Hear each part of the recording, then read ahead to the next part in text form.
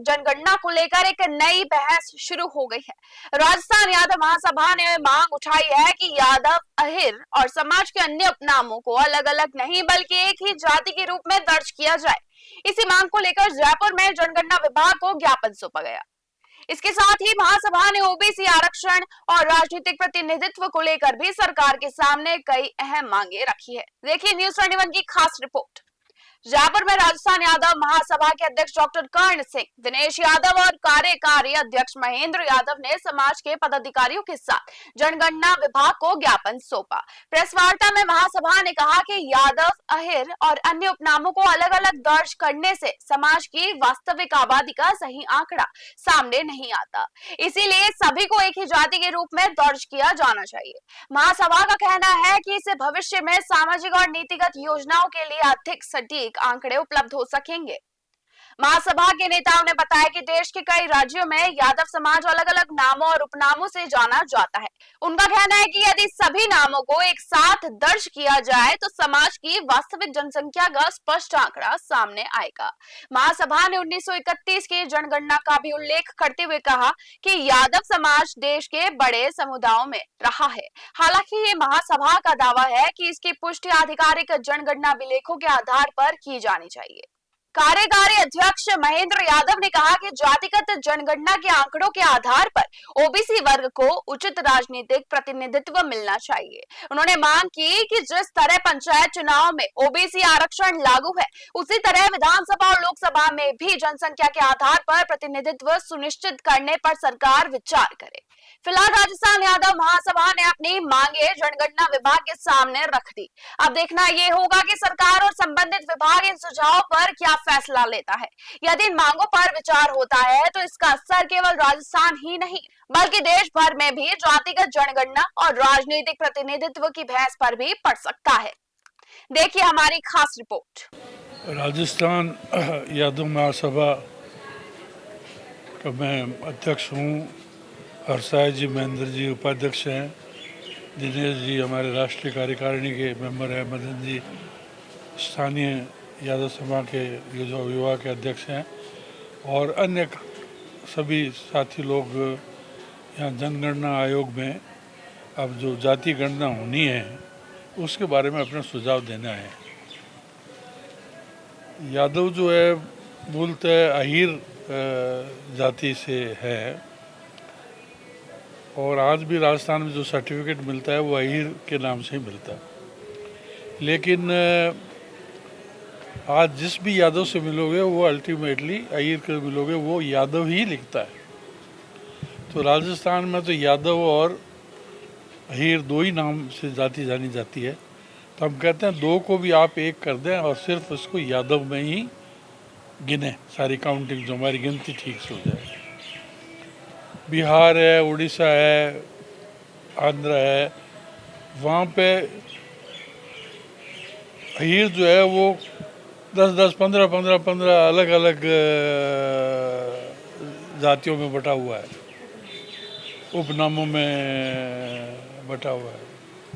गोप है, घोष है, ग्वाला है।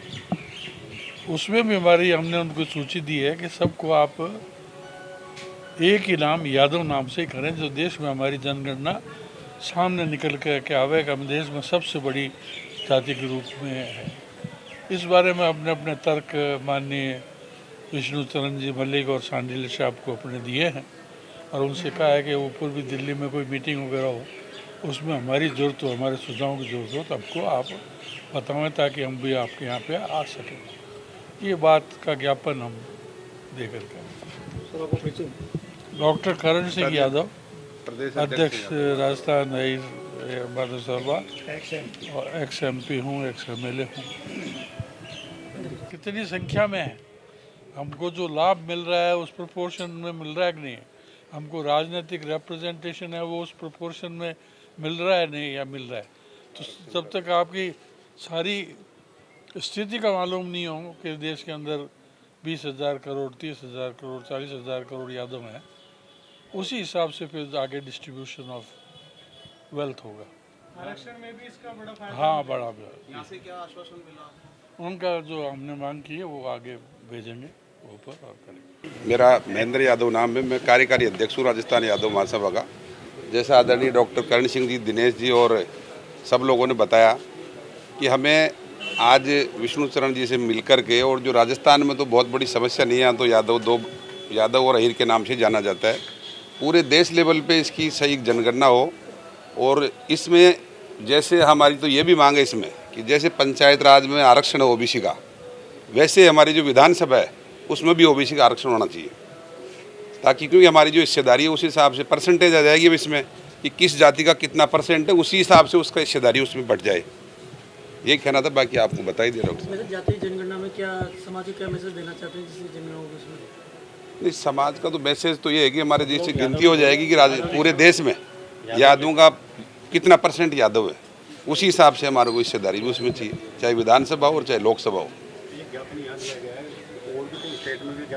हाँ, पूरे स्टेटों में दिए जाएंगे, इसके बाद कलेक्टर लेवल पे भी दिए जाएंगे, इसके बाद एसडीएम लेवल पे भी दिए जाएंगे। दिनेश यादव है और मैं ऑल इंडिया यादव महासभा, जिसको हिंदी में अखिल भारतवर्षीय यादव महासभा का राष्ट्रीय महासचिव हूँ। हम अगर 1931 की जनगणना पे जाते हैं तो 1931 की जनगणना में देश में जो यादवों के 57 नेम्स हैं, जैसे यहाँ उदाहरण के लिए समझाने के लिए अहीर और यादव दो हो गए ना, ऐसे ही कई, जैसे डॉक्टर साहब ने भी कहा कि कई राज्यों में 10 भी हैं, कई में 5 भी हैं। इस तरह से 57 हमारे यादवों के उपजातियाँ नाम हैं जो वहाँ के रेवेन्यू रिकॉर्ड में और वहाँ की कास्ट सर्टिफिकेट में मेंशन होती हैं। हम अगर 1931 की जनगणना को देखें, उन सब जातियों का के आंकड़ों को कैलकुलेट करते हैं तो देश में यादवों की संख्या 21.8% होती है। ये एक महत्वपूर्ण आंकड़ा है। हम इसलिए चाहते हैं कि अब देश में जो 57 जो उपजातियाँ हैं जिस नाम से सभी प्रदेशों में जानी जाती हैं, उन सबको क्लब किया जाना चाहिए और उनको यादव की श्रेणी में, यादव जाति में रख कर के ही इसका सांख्यिक आकलन होना चाहिए। इसका फ़ायदा हमें यह है कि जो भी सोशल वेलफेयर की जो योजनाएं बनेंगी, उन सारी योजनाओं में जिस कम्युनिटी की जितनी संख्या है उसी के हिसाब से उसके बारे में सरकारें विचार करती हैं। तो महत्वपूर्ण तो हमारे लिए सामाजिक आर्थिक उत्थान है, और साथ के साथ जैसे डॉक्टर साहब ने कहा कि भाई वो राजनीति में तो जिसकी जितनी संख्या भारी उतनी उसकी हिस्सेदारी। Thank you. राजस्थान में यादव महासभा ने अभी जनगणना विभाग को एक मांग पत्र सौंपा है। उनकी डिमांड है कि यादव और अहीर दोनों को एक ही जाति में गिना जाए ताकि यादवों की संख्या एक साथ पता लग सके कि क्या है। हमारे साथ यादव महासभा ऑल इंडिया के अध्यक्ष हैं। सर, आपका शुभ नाम? मेरा नाम दिनेश यादव है और मैं जनरल सेक्रेटरी हूँ ऑल इंडिया यादव महासभा में, नेशनल जनरल सर, सेक्रेटरी। आज यहाँ आपकी मुख्य डिमांड्स क्या थी जो आपने जयपुर राजस्थान में जनगणना विभाग को ज्ञापन सौंपा? देखिए, राजस्थान का तो ये है कि राजस्थान में 2 नामों से यादवों को बुलाया जाता है, अहीर और यादव। तो हमने जनगणना निदेशक जी को कहा है कि आप दोनों को क्लब कर लीजिए। कोई अहीर बोलता है उसको भी यादव माना जाए, कोई यादव मानता है उसको भी अहीर माना जाए, यादव माना जाए। टोटल जनगणना में 2011 की जनगणना में यादव और अहीरों की क्या संख्या है, और अगर ये दोनों मर्ज हो जाती हैं तो कितना परसेंटेज? देखिए, 2011 की जनगणना का भी कोई पब्लिकेशन नहीं हुआ है। वो जो भी है सरकार के अपने बस्तों में है, तो हम उसको अभी फ़िलहाल मानते भी नहीं हैं, क्योंकि अब ये जनगणना नई 2027 में शुरू होने वाली है जातिगत, तो हम इसी को आधार मानेंगे। इसके पहले का अगर हम आधार मानते हैं तो 1931 की जनगणना है। अभी तक 1931 की जनगणना के आधार पर ही ये सब कुछ चल रहा था। जी, लेकिन चूँकि 1931 की जनगणना भी ब्रिटिश गवर्नमेंट ने कराई थी, तो इंडियन गवर्नमेंट ने उसको ज़्यादा कहीं तवज्जो नहीं दी, लेकिन कहीं ना कहीं रेफरेंसेज में वो काम आती थी। अब हम जो बात कहना चाहते हैं कि वो है कि देश में सबसे बड़ी जो आबादी है वो यादव जाति की है। हम 1931 की जनगणना में जो 57 जातियों की लिस्ट हमने जनगणना आयोग तो दिल्ली में भी दी है, इनको भी दी है, तो उन जातियों की संख्या को अगर हम मिला देते हैं एक साथ 1931 की जनगणना में, तो वो 21.8% होती है, जो कि हिंदुस्तान की सबसे बड़ी जाति होती है। जी। हम ये चाहते हैं कि उन सभी 57 जातियों को क्लब करना चाहिए जनगणना में, और उन सबको एक ही जाति में के रूप में दर्ज किया जाना चाहिए, ताकि यादवों की ईमानदारी से उचित संख्या और पूरी संख्या इससे मुख्य रिकॉर्ड फायदा में आ क्या होगा सके। सर? लोकसभा में, विधानसभा में, राज्यसभा में सीटें बढ़ेंगी। मैं अभी पॉलिटिकल बात नहीं करूंगा, लेकिन इससे जो आगे से सभी जो भी सामाजिक और आर्थिक योजनाएं बनेंगी कल्याणकारी, उन योजनाओं को बनाने में इस आंकड़े से दिशा मिलेगी, आधार मिलेगा। और जहाँ तक आपने पॉलिटिकल बात कही है, तो निश्चित रूप से चूँकि हम देश में 22% के करीब हैं, तो हमको राजनीतिक हिस्सेदारी भी पार्लियामेंट में भी, असेंबलीज में भी और नीचे के निकायों में भी हमको उतनी ही पॉलिटिकल हमारा शेयर मिलना चाहिए। 22% ही लोकसभा विधानसभा में शेयर होना चाहिए। हमारा शेयर होना चाहिए। बिल्कुल बिल्कुल 22% ही हमारे लोकसभा में सांसद होने चाहिए, 22% ही सांसद राज्यसभा में होने चाहिए, 22% ही विधानसभाओं में विधायक होने चाहिए। इसका मुख्य रूप से बड़ा फायदा क्या मिलेगा समाज को?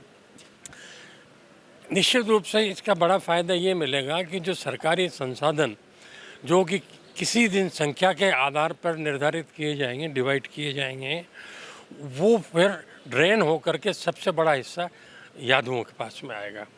दूसरा सबसे बड़ा फ़ायदा कि राजनीतिक तौर पे मैं आपको एक बात कहना चाहता हूँ कि इस हिंदुस्तान में सारी समस्याओं का रास्ता सत्ता के गलियारों से ही होकर के समाधान का निकलता है। तो जब यादव पॉलिटिकली पावरफुल होंगे, अपनी पर्याप्त संख्या में होंगे, तो यादवों का उत्थान आर्थिक, सामाजिक, शैक्षणिक बढ़ेगा, और उसी का बढ़ाने का प्रयास हम कर रहे हैं। और हमारी बात वही है आखिर में कि जिसकी जितनी संख्या भारी उतनी उसकी हिस्सेदारी। राजनीति में कहा जाता है कि सरों की गिनती होती है। वही बात हम करना चाह रहे हैं। जब देश में सरों की गिनती हो जाएगी कि सबसे बड़ा ज़्यादा जो सिर है देश में किसका, यादव का दिख रहा है, तो फिर वहीं से गिनती शुरू होगी ना, जो पार्लियामेंट तक पहुंचेगी, हमको यहाँ लाभ देगी।